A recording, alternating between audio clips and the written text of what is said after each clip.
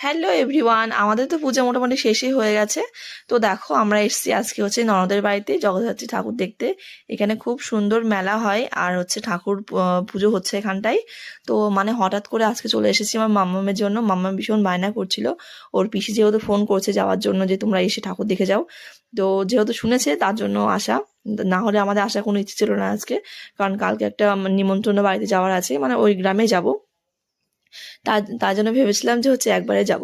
তো তারপর দেখো মেয়ের কথা মতো চলে আসলাম ঠাকুর দেখতে।